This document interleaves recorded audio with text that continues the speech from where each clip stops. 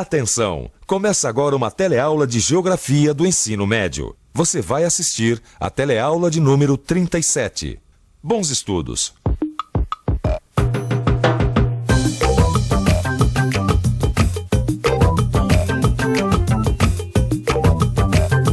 De um lado, os americanos, de outro, os soviéticos. Entre o final da Segunda Guerra Mundial e o final da década de 80, o mundo foi dividido em dois blocos ideológicos. Este é um dos assuntos de nossa teleaula de hoje. Você vai ver que a ordem geopolítica mundial era dominada pelas duas potências. Aos poucos, essa bipolaridade foi dando lugar a uma nova polaridade, disputada agora pelas mais fortes economias de mercado. Você vai conhecer ainda os megablocos da economia globalizada.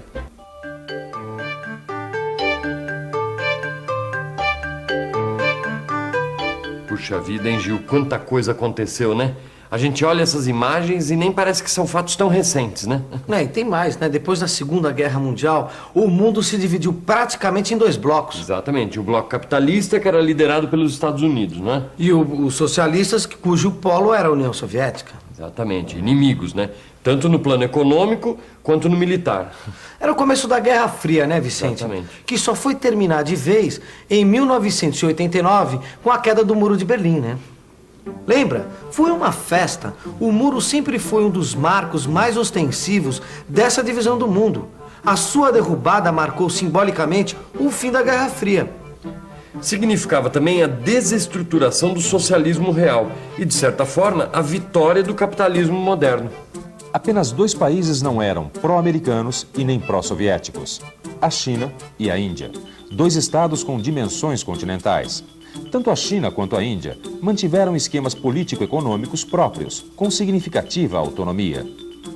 Pouco a pouco foi se estruturando um terceiro bloco, o chamado Terceiro Mundo, formado por países não alinhados com nenhum dos blocos já existentes, países pobres. O Terceiro Mundo passou a ser pensado como o mundo subdesenvolvido. Em 1985, o primeiro-ministro soviético Mikhail Gorbachev anunciava os primeiros desgastes do sistema comunista. Estamos percebendo um desgaste progressivo dos valores ideológicos e morais do nosso povo. Os indicadores sociais, que atestam a melhoria da qualidade de vida, crescem hoje mais lentamente. E as dificuldades de atender às necessidades de abastecimento, de habitação, de bens e serviços são evidentes. Mas nós não podemos aceitar a estagnação. Nós não podemos aceitar a mentalidade de vulgares consumidores. Se nós aprendermos a trabalhar melhor, seremos mais honestos e cuidadosos uns com os outros. Estaremos criando, então, um modo de vida verdadeiramente socialista. Gorbachev já previa a necessidade de reestruturar a economia soviética para fortalecer certos princípios do socialismo. Gorbachev acreditava que a perestroika, como ficou conhecida a sua proposta, resgataria as esperanças soviéticas. Ele também propôs a glasnost, que em russo quer dizer transparência. A glasnost revelaria os privilégios e a corrupção do sistema, colocando de novo a sociedade nos trilhos, retomando a estabilidade e o crescimento econômico. Mas o processo acabou sendo atropelado pelos fatos. No final de 1989, a União Soviética foi forçada a se retirar do leste europeu. No dia 9 de novembro, o Muro de Berlim é derrubado. Abre-se assim o caminho para a reunificação da Alemanha, dividida desde o final da Segunda Guerra. Deixa de existir a Alemanha Oriental comunista e a Alemanha Ocidental capitalista. Em seguida, os países das Europas Central e Balcânicas pedem a retirada das tropas soviéticas dos seus respectivos territórios. E em 1991, são dissolvidos o Comecon e o Pacto de Varsóvia. Então, depois da queda do Muro de Berlim, o Império Soviético entrou numa profunda crise econômica, política. Eu me lembro. Todo dia a gente via notícias vindas de lá, de tentativas de golpe, de protestos populares, de revolução. Foi... Então, uma crise sem precedentes, né? E um pouco mais de um ano depois, em 21 de dezembro de 1991, acabou a União Soviética. Como assim acabou? Como assim acaba? Acaba. A antiga União Soviética, como um único bloco, acabou. E no seu lugar surgiram 15 repúblicas, todas com autonomia. E as várias repúblicas não ficaram mais fracas com essa dissolução? Logo surgiu a ideia delas se unificarem. 12 das 15 repúblicas soviéticas formaram então a Comunidade dos Estados Independentes, a CEI. Agora, Gil, a dissolução da União Soviética, na verdade, foi uma vitória americana, né? Com certeza. Em 1991, a ação dos Estados Unidos no Golfo Pérsico reafirmou a posição deles como superpotência hegemônica. Os americanos bombardearam o Iraque em represália à invasão do exército de Saddam Hussein no Kuwait, país vizinho. Os Estados Unidos impõem ao mundo a Pax Americana e passam a dominar a nova ordem mundial. Isso, para alguns geógrafos, significa um mundo unipolar. Outros geógrafos já discordam. Para eles, o mundo pós-guerra é multipolar, formado por vários megablocos regionais. Uma coisa ninguém tem dúvida: os Estados Unidos são a primeira potência econômica, científica e tecnológica do mundo contemporâneo. O American Way of Life, jeito de ser e viver da sociedade americana, exerce influência impressionante no imaginário coletivo mundial. A liberdade, como o maior bem a ser preservado, exercida nos limites da ação individual, é o princípio da democracia e a principal característica dos americanos. Mas nos Estados Unidos as coisas também mudaram. Se no final da Segunda Guerra o dólar valia muito, hoje a coisa não é tão estável e tranquila assim. Existem outras moedas fortes no mercado e o déficit comercial da balança americana começa a preocupar, graças à entrada de importados mais competitivos nos Estados Unidos, ou seja, a internacionalização da economia. Em 1994, os Estados Unidos se unem a 2 outros países com o objetivo de estabelecer uma zona de livre comércio entre eles. Os Estados Unidos se aliam a uma potência média, o Canadá, e a um país em desenvolvimento, o México.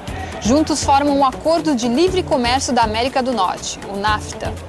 A ideia era ampliar as negociações com outros países e criar um grande mercado do Alasca até a Terra do Fogo. A Europa não fica atrás, ela também procura uma nova ordem política e econômica. Ela já tinha um mercado comum europeu conhecido como Comunidade Econômica Europeia, criada em 1957, no pós-guerra, com a assinatura do Tratado de Roma. Mas as últimas barreiras foram abolidas em 1993 com o Tratado de Maastricht. Esse tratado definiu as novas estratégias da União Europeia. E a partir de 1999, a adoção de uma moeda única, o euro. Até 2000, essa era a composição da União Europeia. De 2001 a 2007, alguns países do antigo bloco comunista foram incorporados à União Europeia. Provavelmente, outros países da Europa vão aderir a essa comunidade. Vamos ver agora o que aconteceu com outra parte do planeta. Nos anos 30, o Japão desenvolveu um grande projeto político-militar para dominar a Ásia. Mas o avanço imperialista japonês terminou na Segunda Guerra Mundial. O Japão saiu da guerra totalmente destruído. A rendição foi incondicional. O país foi proibido de reconstituir qualquer base militar.